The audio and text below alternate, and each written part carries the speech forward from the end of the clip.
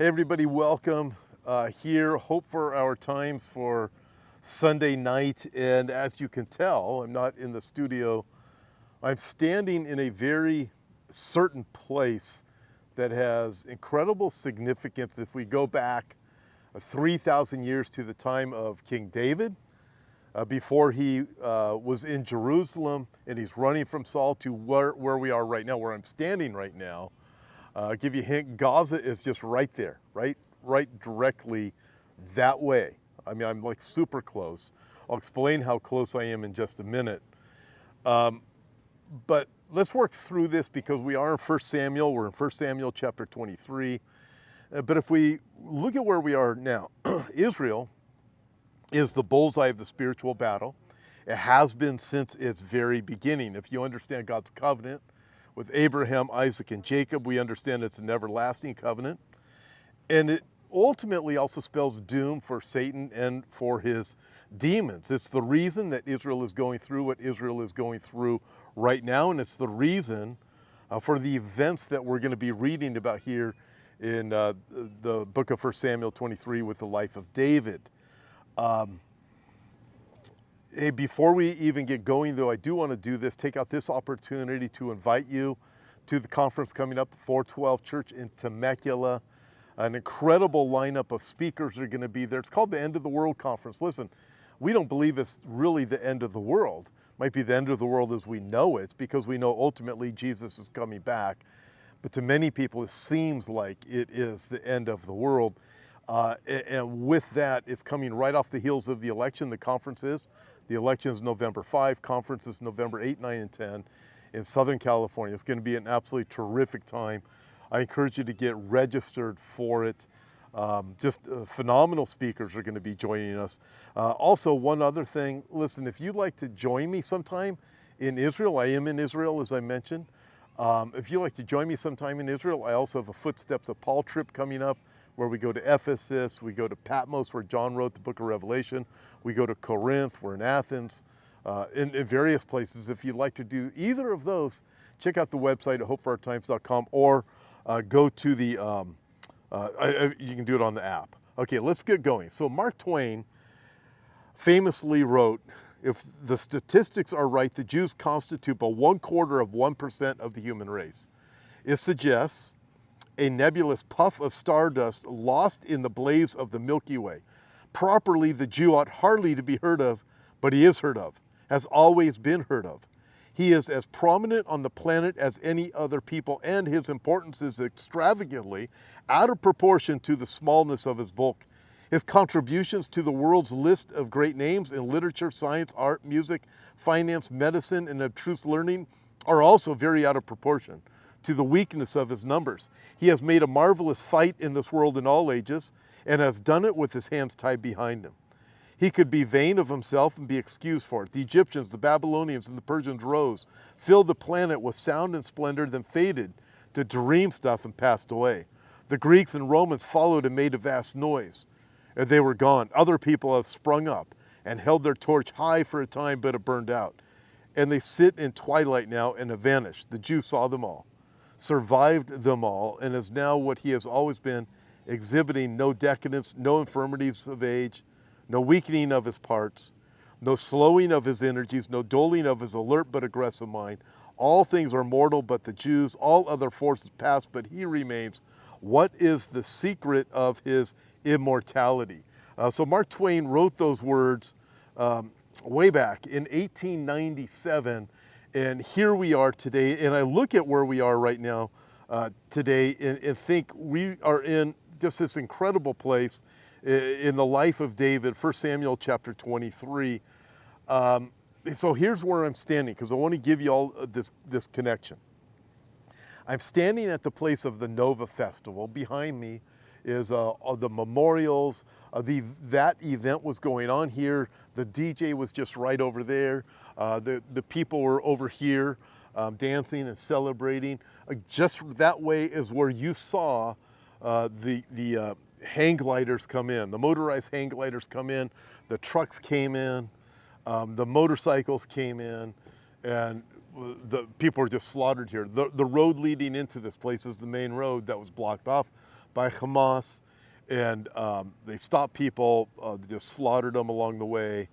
They went into shelters, were even killed in the shelters. Okay, we look at that and think, again, Gaza's right there.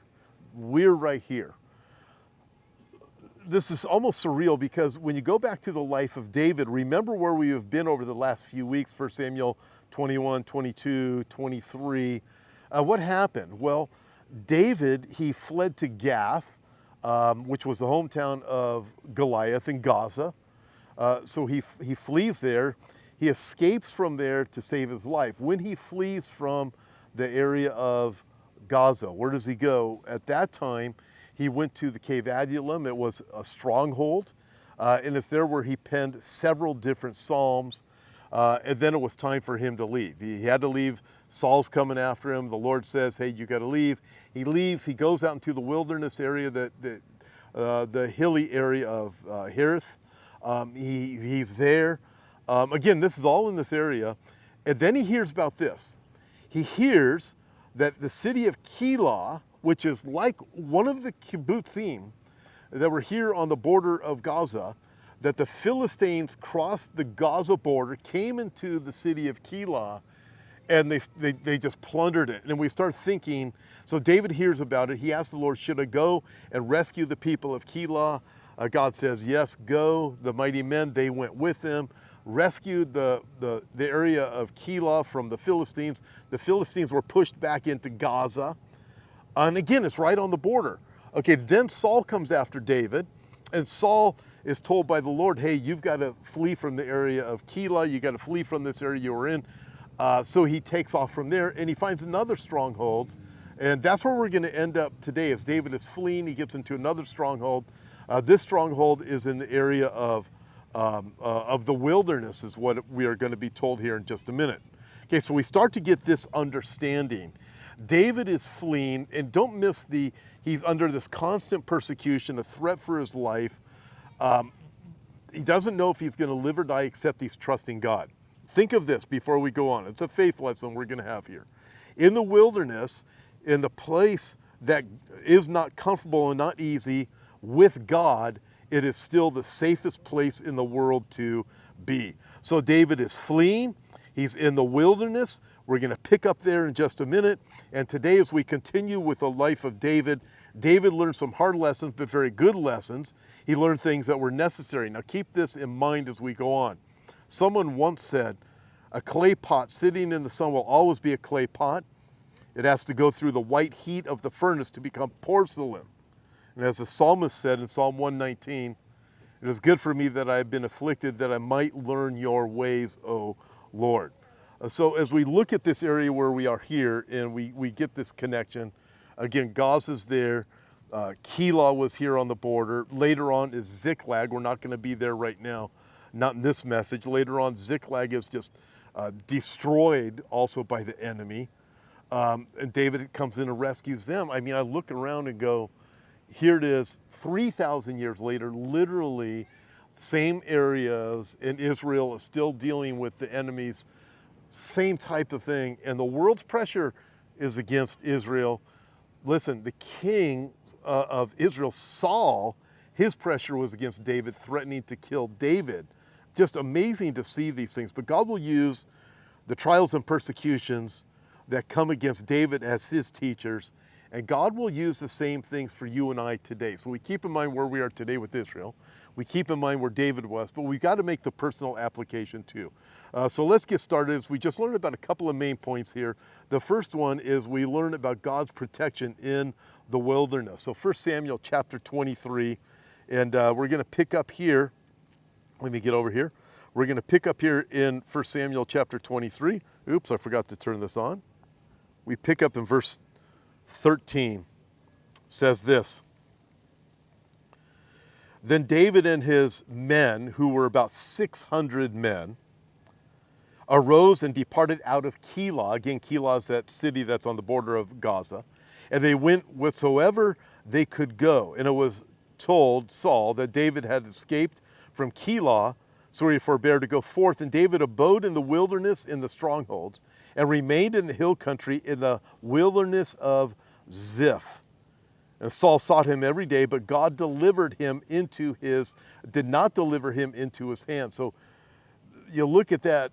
Saul is after David, but God protected David. David saw that Saul was come out to seek after his life. David was in the wilderness of Ziph in the wood, and Jonathan, Saul's son, arose and went to David in the wood and strengthened his hand in God. And he said unto him, Fear not, for the hand of Saul my father shall not find thee, and thou shalt be king over Israel, and I shall be next unto thee, and that also Saul my father knoweth. In other words, my father knows this. David, you're going to be the next king. I am going to be with you. I stand with you. David is found by Jonathan, his friend, while he's in the wilderness. And he also says, my dad, Saul, knows that you're supposed to be the king, yet he's doing this to you anyways, David. And the two of them made a covenant before Jehovah, before the Lord. And David, he stayed in the woods in the wilderness, and Jonathan went back to his house. All right, so let's go from there. We notice that David, first of all, verse 14 and 15, he comes and he finds himself in a safe place. Prior, he was in a stronghold of Adullam, but this is a different stronghold. Now he's in the wilderness of Ziph. So Ziph was a town that was located at the southern tip of the Dead Sea. So now David, when he left Keilah, where does he go? He goes further south from here, and also he goes further inland from here. So the Dead Sea, is between here and Jerusalem, but then also south of here. So David has now fled from this place. It's a hot place down there at the south end of the Dead Sea. It'd be miserable. It would be one of the hotter places in the world. I'm from the desert area of California. It gets hot out there. You go towards India and Joshua Tree and Palm Desert and Palm Springs. Let me tell you, Arizona, boy, there's some hot summers. Very similar weather conditions where David was. It would be hot. It would be miserable. People say in the wintertime it's nice. Yes, it is. But the summertime it's not. But we can picture that area if you start to think about the rocks and just the type of shrubs that you have in the desert, the valleys. If you've been to Israel before along the area of the Dead Sea, you see the mountainous areas, climbing up the rocks. So we hear these different things. Wow, did you hear that? I'm telling you, this is real. I don't know if that got picked up on the mic, but as I mentioned, we are near the area of Gaza, but this is we're supposed to go? No? Okay. So that was Israel doing something in Gaza. Let me tell you, that was really close. But as you look at this, where David was not a comfortable place or an easy place to be, but it's here in the wilderness that God guided and protected David, and it was an essential time for God's work in David's life. David was being taught by God in the difficult things. Think of this. He became a man after God's heart in the shepherd's field, as David Guzik said, but he became a king in the wilderness. But before moving on, don't miss this one statement in verse 14, where it says, but God did not deliver him into his hand. In other words, God did not deliver David into the hand of Saul. So let's get a faith lesson here. Number one, first thing I already mentioned, and we have a few of them, but number one faith lesson, in the wilderness, in the place that is not comfortable and not easy, with God, it is still the safest place in the world to be. Saul can be as determined as he wants to eliminate David, but he is not dictating the outcome. God is. Likewise, when you look at you and me, man can attempt to work all kinds of evil against you, but only that which God allows will come your way. Same thing when we look at Israel right now. We can see Gaza there, Hamas, Hezbollah up north, and you start to realize, wait, the world can be as determined as they want to get rid of the Jew. And you think of the opening statement that I read from Mark Twain from 1897. He asks the question, how can this be? What is the answer? This is exactly what Mark Twain said. What is the secret of the Jews' immortality? God is.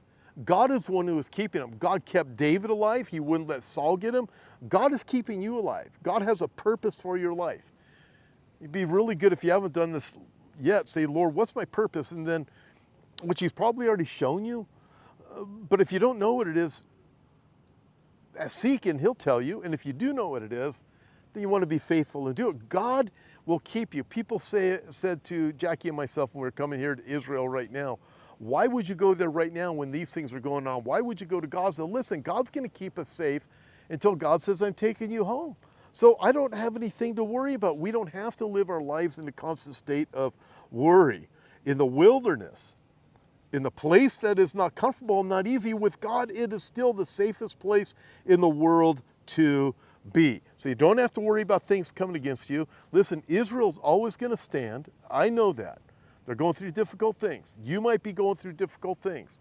But God is the one who is sovereign. God is in control. All right, then also we see this with Jonathan. We see a sure friend in Jonathan. David's in the safe place, but we see a sure friend. In verses 16 through 18, we remember that Jonathan, Saul's son, and David, they are friends. And the last time they saw each other, by now it's been a few years have passed by. Jonathan, remember what it was? He shoots the arrow over David's head, and David knew if the arrow was shot over his head, David was going to have to flee because my dad Saul is trying to kill you. Remember that? That was the last time that David and Jonathan saw each other. They hugged each other goodbye as if to say, so long, my friend, until we meet again or until we see each other in heaven. And they had a covenant with each other. Jonathan had covenanted to protect David, and David had his covenant that he made that when he becomes king, he would protect the family of Jonathan. Jonathan, after you are dead, after you're deceased, I will be sure to protect your family. So here in verses 16 through 18, Jonathan finds David in the wilderness. Imagine he was looking for him. Saul's looking for him. Jonathan had better intel. Jonathan finds him. They reconnect. They reestablish their covenant. And notice what we find out here about Jonathan. In verse 16, we find out Jonathan could strengthen David's hand. Verse 17, we find out that Jonathan could encourage his heart, but we also find out that Jonathan could not rescue David. Again, in verse 16, Jonathan strengthened David. In verse 17, he encouraged David, but we also find out in these verses, he could not rescue him. This is a good lesson for us. Sometimes we look to others to rescue us or deliver us. If they are a friend, they're going to do what we can. But Jonathan could not rescue David, even though he was the son of the king. He could not rescue David from Saul, who was trying to kill him. We can somewhat understand. Perhaps a person that you know is in a terrible trial. Perhaps they have cancer or something like that. You want to strengthen them. You want to encourage them. But there's something you can't do. You can't rescue them. Even a doctor doesn't know. The doctor will do what they can, but ultimately a person's life is in the hand of the Lord. But we want to be like Jonathan. We want to strengthen. We want to encourage. Listen, we can't necessarily save someone's marriage, but we can strengthen and encourage them. But God has to rescue them. Sometimes people just have to surrender to the Lord. But this time that Jonathan and David see each other, it will be their last time on earth that they see each other. Jonathan is going to eventually be killed in battle, not too long after this. Indeed, Jonathan and David wouldn't see each other until they get to heaven. Think of it like this. You and I, we'll see Jonathan in heaven. You ever think about that? We're going to see King David in heaven. I find that just absolutely remarkable. Yeshua, the Lord. He's the Savior, and because of him, we will be together with the Lord forever. But what we learn here is just, listen, this is what we need to do. Our friends are going through battles. David was going through a battle, but Jonathan came alongside to strengthen and encourage. And Jonathan strengthening David, and David in return would bless the house of Jonathan. This is how God wants us to work with each other. Minister to one another, dwelling together in unity. Behold how good and how blessed it is for brethren to dwell together in unity. Number two, second main point, it's man's persecution because of wickedness. And we pick up in verse 19. By the way, this is the ASV version. It's the only version I could get out here. I left my Bible back at the hotel, but I don't have online service, so I couldn't get my New King James or King James out here. So it reads a little bit different than what I'm used to, but it says, then came up the Ziphites to Saul and Gibeah, saying, doth not David hide himself with us in the strongholds in the wood in the hill of Hekela, which is on the south of the desert? Now therefore, O king, come down according to all the desire of thy soul to come down, and our part shall be to deliver him up into the king's hand. And Saul said, blessed be ye of Jehovah. Wow, for ye have had compassion on me. Go, I pray you, make yet more sure, and know and see his place where his haunt is. In other words, where he's hiding. And who hath seen him there? For it is told me that he dealeth very subtly. What on earth is that all about? So David, he comes again, he's in the wilderness of Ziph. He's helping them out. The Ziphites turn David over too. It's like, what has David done? David's this good guy. And then Saul has the audacity to say, God, Jehovah, has put it in my mind and heart to go and hunt down David because he's a bad dude. Unbelievable. Isn't that like what we hear today? We have the whole world turning against the nation of Israel. We have anti-Semitism going on everywhere. And again, I'm standing in this place of the Nova Festival. We know the massacre. We know what happened. People are in denial. People are turning things against Israel, saying Israel's the bad one. This is what Saul did. Saul says, look at David. He's a bad person. And David comes to rescue. David comes to save. David comes to keep the Philistines from coming into the Israeli territory and killing Jews. You're looking, going, wow, and then they're coming against David. Unbelievable. And Saul's here saying, David's a bad dude. He's lying about him, but man, that happens all the time. But here we see the betrayal of men. And listen, Saul's desire is to be a murderer when you start looking at it. And he's so deluded. In verse 21, he says, it's Jehovah who has anointed me to do this thing. This is just totally how this whole thing works. He says he deals very subtly, or he's very crafty in the way that David is doing this. What Saul doesn't realize yet, or he probably realizes but doesn't want to admit it, is God is the one who is protecting David. Just like Mark Twain couldn't figure out why are the Jews still here. He knew something was remarkable about it. People look now. I mean, I showed a video a couple of weeks back. Maybe you guys caught it one of my midweeks. And it was this Arab Muslim guy saying, Israel, they have genies fighting for them, like magic genies, like you rub a bottle, a genie pops out, and that's how they're winning. You're going, what on earth is this? This is just absolutely absurd. People refuse to admit it is God who is doing this, yet God is the one who gives Israel the victory. Now, God is the one who's giving David the victory back then. Saul's saying he's dealing very crafty. He must have genies coming out of the bottle. I mean, it's the same type of thinking. And here we are 3,000 years later. There's Gaza. Here we are. In this case, the wilderness of the Nova Festival. And you see the same dynamic. Saul saying, oh, he's a magic dude. He's a crafty guy. He's a bad dude. Oh, they've got genies, those Israelis, that help them win their battles against the missiles. It's the genies. That's how they worked the pagers. That's how they worked the walkie-talkies. But man, you can't make this stuff up. What happened then 3,000 years ago, same thing is happening again today. But then look at this. Although men betray David, notice this. Check this out, what happens in verse 23. Verse 23 through 28. David, he's in this place called the Rock of Escape. This is just absolutely amazing. See therefore and take knowledge of all the lurking places where David hideth himself, and come ye again to me of certainty. He's telling the people of Ziph, and I will go with you, and it shall come to pass, if he be in the land, that I will search him out among all the thousands of Judah. And if they arose and went to Ziph before Saul, but David and his men were in the wilderness of Maon, in the Arabah, on the south of the desert, again, down by the Dead Sea at this point. And Saul and his men went to seek him. And they told David, wherefore, did you hear that one again? I told you, we're right here at Gaza. These are not green screens. This isn't a studio. And when Saul, you okay, Jackie? Yep, she's good. And when Saul heard that, he pursued after David in the wilderness of Maon. And Saul went on this side of the mountain, and David and his men on that side of the mountain. And David made haste to get away for fear from Saul, for Saul and his men passed David and his men round about to take them. Wow. But there came a messenger unto Saul, saying, Haste thee and come, for the Philistines have made a raid upon the land. Again, what do you have? The Philistines, right? So Saul returned from pursuing after David and went against the Philistines. Therefore he called that place Selah Hamachoth. And David went up from thence and went and dwelt in the strongholds of En-gedi.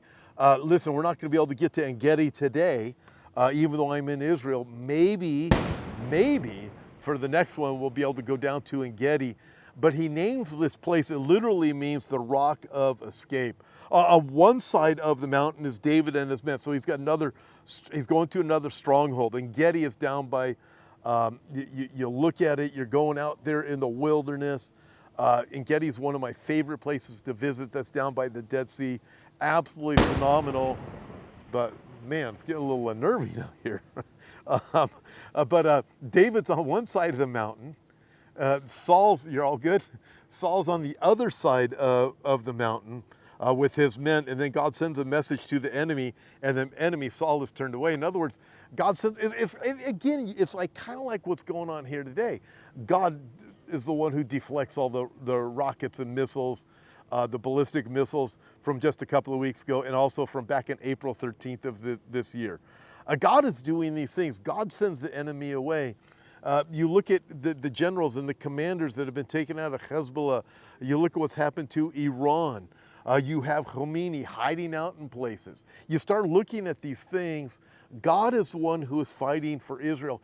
As God was fighting for David back then, even though Saul wanted to take him out, David's on one side of the mountain, David and his men, Saul's on the other side, but Saul and his men passed right by David, and they didn't know it. God turns the enemy away. They're at this place of the rock of escape. Listen, there's some things that we don't understand, that we ask questions of God, and he doesn't give us the answers. But we got to remember that God is our protector. Think of it this way. God has a purpose for what's happening to David. David could have or God could have eliminated Saul early on and installed David into the kingdom.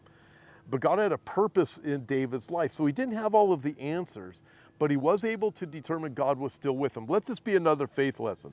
Some questions must wait until we have an audience with God, which happens to be the moment that they will no longer matter. Listen, we only have a few more minutes here. It sounds like we're going to have to get going here. In fact, do we need to get going? 5 more minutes? We're done? No, I got 5 more minutes? Okay, everybody got 5 more minutes. Thanks for being patient with me. Apparently, there's a little too much activity going on out here. Man, this is an exciting place to be down here, right on the Gaza border. And seeing what happened way back in the day of David and seeing things now. Okay, let me get going with this. There's only about 5 more minutes. Well, it's me talking. Could be 10 more minutes. But Psalm 54 is one of the Psalms that David writes here, right? Before En-gedi.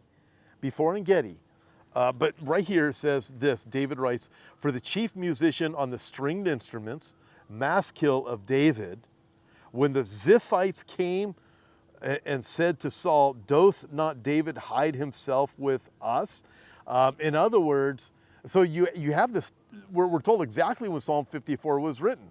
When David was hiding among the Ziphites loved David, but they were afraid of Saul. So they said, hey, David's with us. Come and get him, Saul.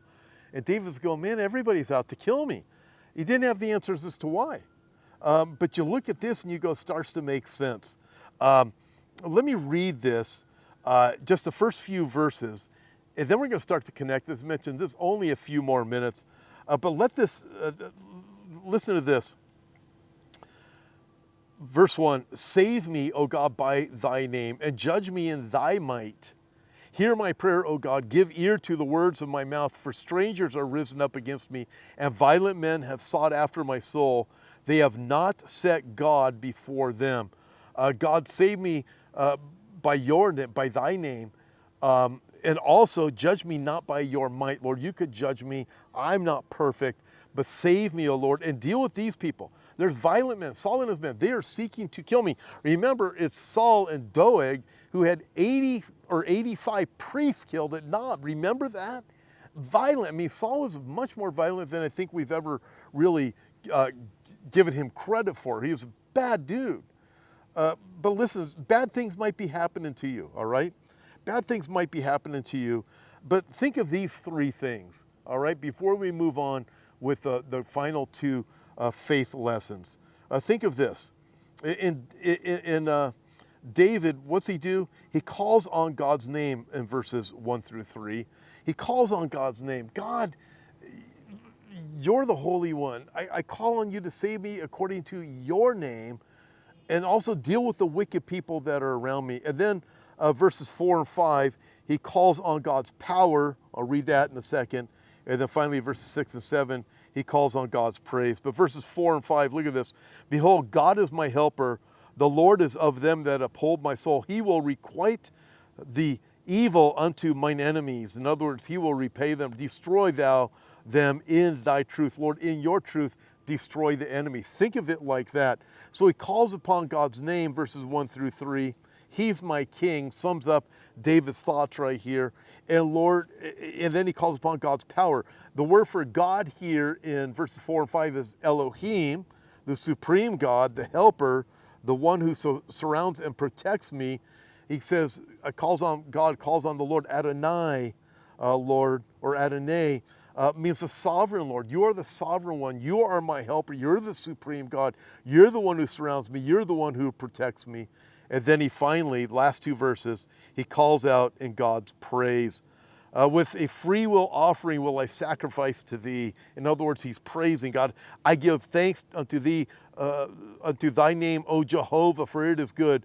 For he hath delivered me out of all trouble, and mine eye hath seen my desire upon my enemies. God has done this. God has saved me. God, I praise you. And listen, the enemy still wasn't removed from David's life. Saul was still after him, but he left. He saved him for that moment. But ultimately, David is able to understand, I'm running. Life is bad, but God is still on the throne. God is still anointing me to be king. I will be king. I look at this and I see Israel in this place.